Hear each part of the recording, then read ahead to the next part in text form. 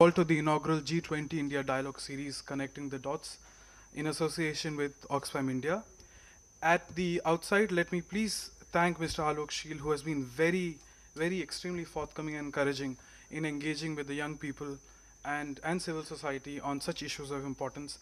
I would also like to thank other panelists, Dr. Rajiv Kumar, Ms. Nisha Agarwal, and Ms. Suhasini Haider for taking out time from their otherwise busy schedule.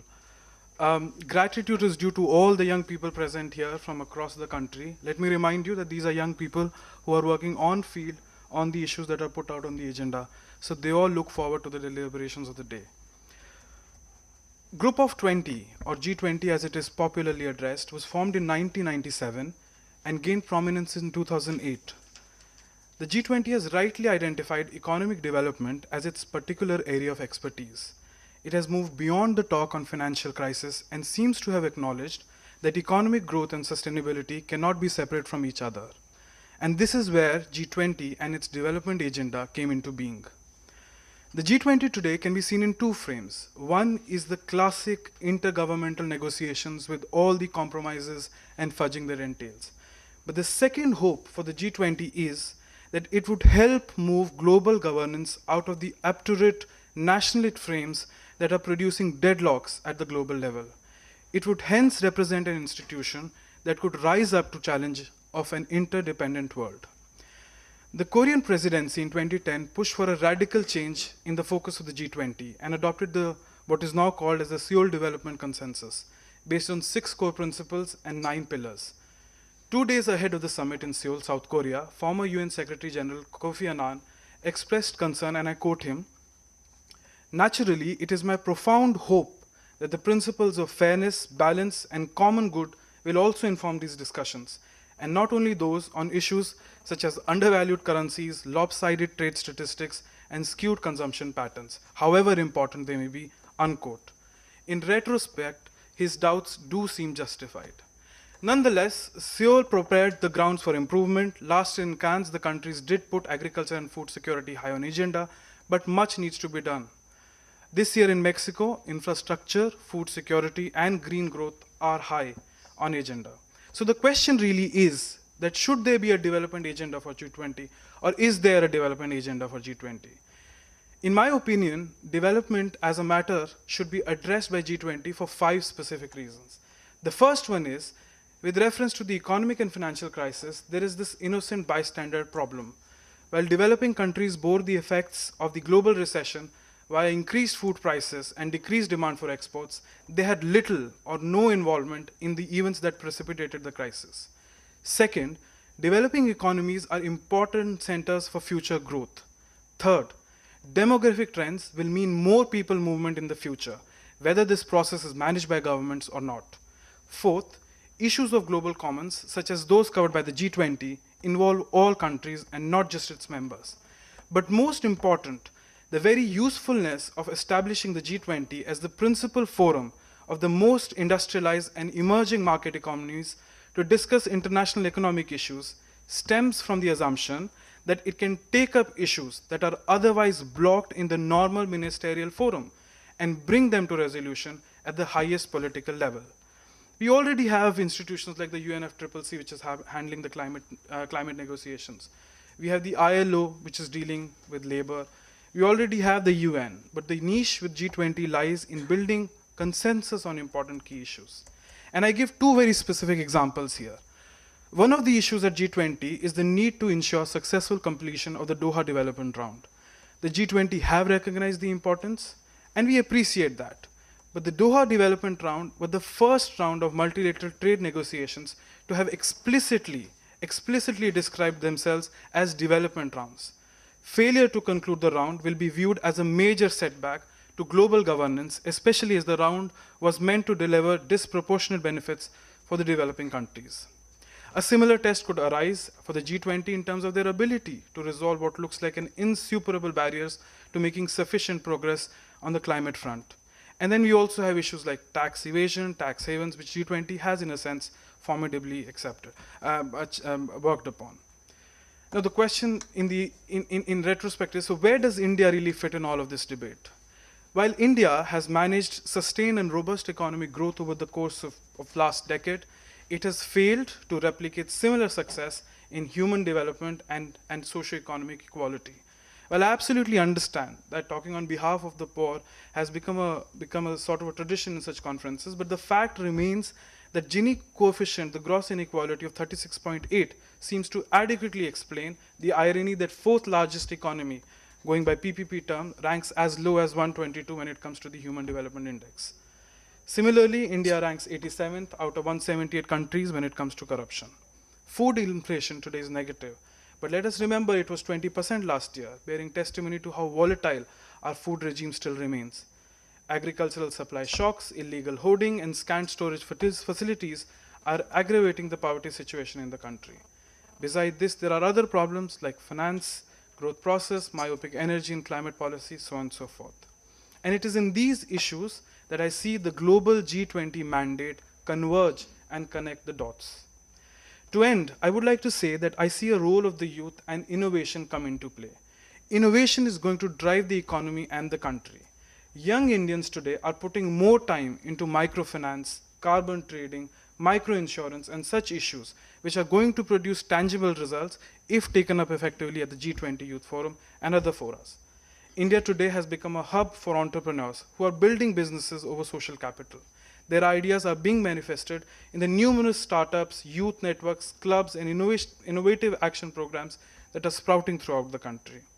With this, I come to my last point, which is on the civil society engagement. I think civil society engagement is a must, and researches throughout the world show that government, which follows standard procedure on civil society interaction, are able to bring more consultative policies which implement better.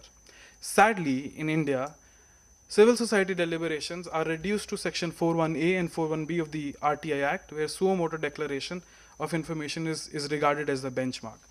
We need more nuanced approach here. There are umpteen number of organizations which are working on issues which are on board group of 20. And it is important that government and civil society interaction become regular and not be restricted to just one or two dialogue series. For starters, the Mexican government has already come out with a calendar for the entire year on the Sherpa track. We at Youth for Policy and Dialogue will closely follow and work on bringing a much more empirical, nuanced debate on the development agenda with respect to India. All I would request is to keep the window of opportunity open for these discussions. Thank you, and I look forward to hearing you all. I would request Mr. Shield to now go ahead, come here and, in a sense. Yeah, no, go ahead. Go there, yeah. Informal. Well, thank you, Bhanu, and my distinguished colleagues on the dais. Firstly, let me express how happy I am here to interact with young people. And in fact, I would much rather listen to you all rather than, put across things which I'm sure you are more or less aware. But I will begin by just highlighting a few issues relating to the G20. Bhanu has told you what the origins of the G20 lie. But if you, I would like to see the rationale for the G20 from two perspectives. The first issue is that of global governance. The second issue is in terms of policy coordination and coherence. And then I will move on to what has been the agenda of the G20, what is its track record, is it working, what are its prospects. Now, if you looked at from the viewpoint of governance, in the post-war period, you had a certain structure of global governance, largely dominated by the so-called developed industrialized countries, and to be realistic, there was a reason for that, because they dominated the global economy. When you dominate the global economy as a total percentage, naturally you will tend to dominate issues of governance. That is to be expected. But then what started happening is that from the 70s you had the rise of new emerging market economies. But first the smaller economies. But really what made the difference is when the big economies of China and more recently India they started growing fast, and their weight in the global economy, started rising sharply. And you obviously needed a governance system to accommodate this. Now, and this is not, it's a question of, the institutions being appropriate to handle the problems you have on hand. Um, just imagine whether you could have addressed problems relating to the global financial crisis without involving the BRICS and especially China. If they were not included in the decision-making process, you would not have made much headway. So this process of shift in global governance had begun even prior to the recent global financial crisis. Uh, the origins of the G20 itself, in 1997, it was, in response to the East Asian crisis, and it was only a finance minister's process. And it was not very, prominent. It was not a very prominent institution of global governance, but the beginning had been made. But I think even more important than that, the G7 and G8 found it necessary to invite the bigger emerging economies as part of the G7 G8 process, what is called the Heligandum process.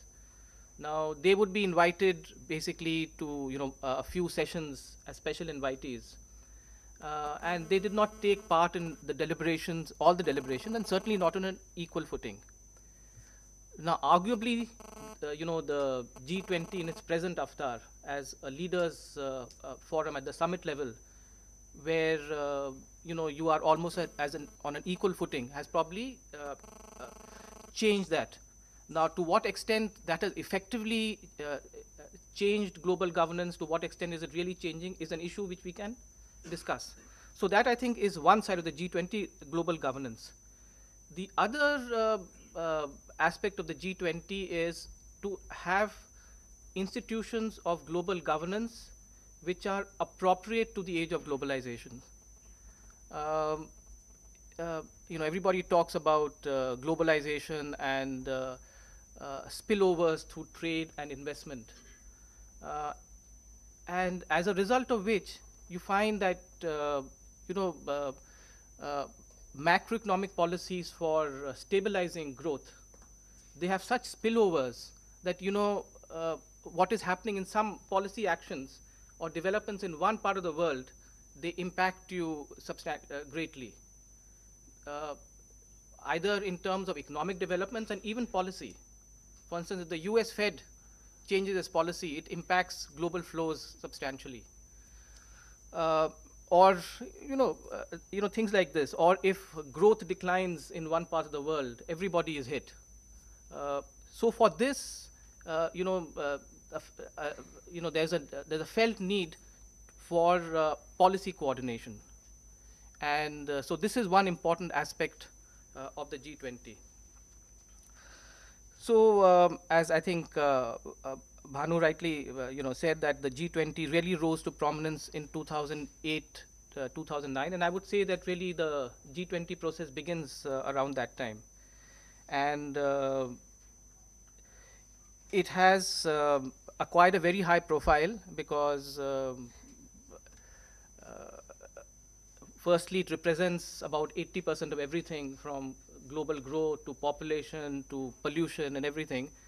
So there is a feeling that if the G20 takes a decision to do something, irrespective of what other countries decide, you can impact global outcomes. So which has led to some sort of resentment as well, and an issue of how inclusive the G20 really is. It is certainly more inclusive than the G7, G8, and it has the major emerging economies here. But there are other organizations like the Bretton Woods organizations, like the UN, even some parts of the world where it is felt that the G20 is becoming a new G7, G8. Now, whether that is the case, it's a matter of discussion. So it's really high profile arises from the fact that it is widely credited for having prevented a second Great Depression. In 2000, 2007, 2008, people felt that, the global economy is really, you're going to go into a depression. Then you had the summits at Washington and especially at London, where a big stimulus package and macroeconomic policy coordination was done. And it was done in a fairly coordinated manner. And then the third summit, if you read the declaration at the Pittsburgh Declaration, I think the third or second paragraph consists of only two words: it worked. I mean, so the G20 took credit for having averted, this big crisis. Now people are saying, some people are asking, did you really avert it? That did it take credit too early? And are we really out of the woods? So that's another issue which we need to address. And people are also asking that why is it that at that point in time you were able to have such effective policy coordination, and now that decisiveness is missing. And if you see the last summit at Cannes, one thing which what stands out is that you could see a crisis coming, the Eurozone crisis, as many people have described it as a train crash in slow motion. And I think in retrospect the question would be asked whether what did the G20 do about it? And I think the answer is that it could not really perhaps do very much about it. The spreads of the sovereign spreads of the Italian bonds and all, they rose after the crisis. So why is it that is the cooperation flagging, or is it that we are putting too much pressure on a new institution, that you can't expect it to have a spectacular success all the time? So that's another issue. Now coming to the G20 agenda, I would divide it into two kinds. One is where the G20 itself has taken the initiative, and there has been a fair degree of innovation. And those, I think, are issues really on the financial side. One is in terms of macroeconomic policy coordination across countries. I think that is something which is fairly new.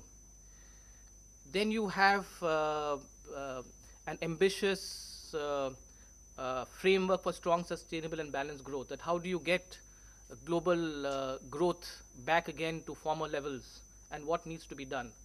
This is something which is really a leap into the dark. It has also led the debate on how do you reform financial regulation. That has been one of the villains of the peace in the crisis, that the financial regulation was found wanting, and that may have triggered it. And the G20 has taken the initiative in through the Financial Stability Board and the Basel process to put that back in shape. Then it has been at the heart of the debate on reforming the international monetary system, which again has been linked to the crisis and to global stability. So these are the sort of things which really originate within the G20 almost.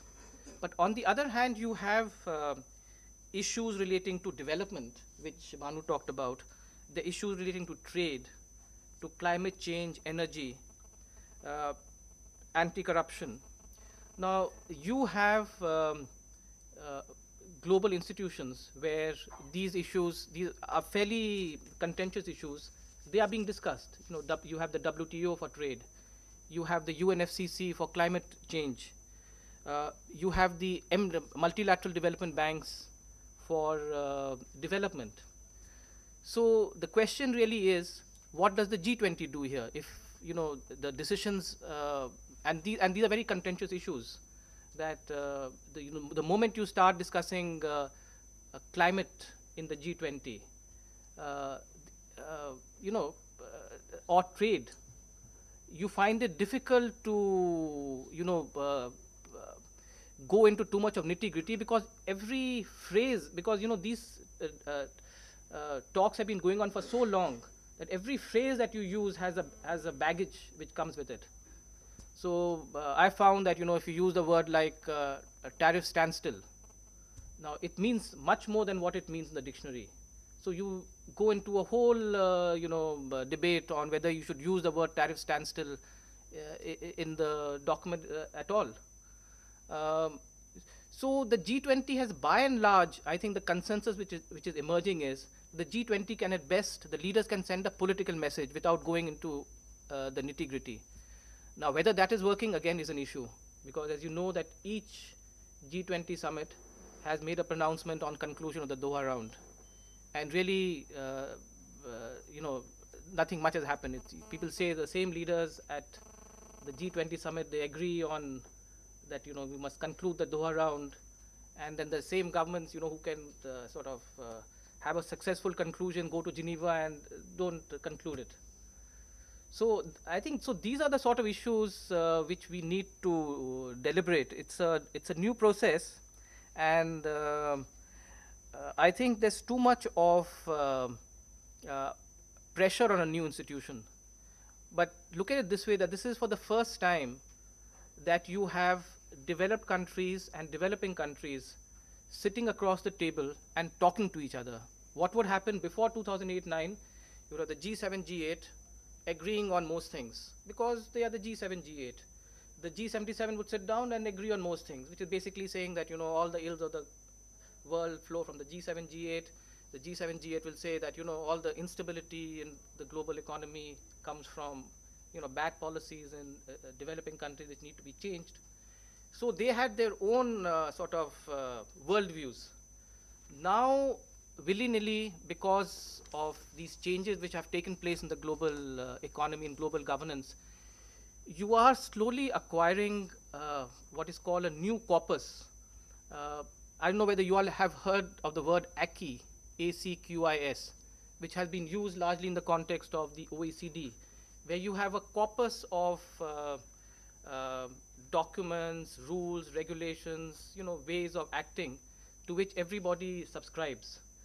So I think the G20 will gradually come out with its own acquis, which would be acceptable to all major countries. And if you look at the documents of the G20, you can say that because there are different perspectives, especially developed and developing countries, there's a lot of constructive ambiguity. But these are documents on which both the developed countries and developing countries are agreed. They'll say that yes, we agreed to this in Pittsburgh, and it's something which there are very few such documents, by the way. And so this is, I think, a step forward. And how do we, go forward? We have to be a little careful and not put too much pressure on this process. It's really a medium to long-term process, and we can judge its outcome only over the medium to long term. So I think I'll stop here. I've already spoken too much, and if there are any other sort of pointed questions, I'll be very happy to address.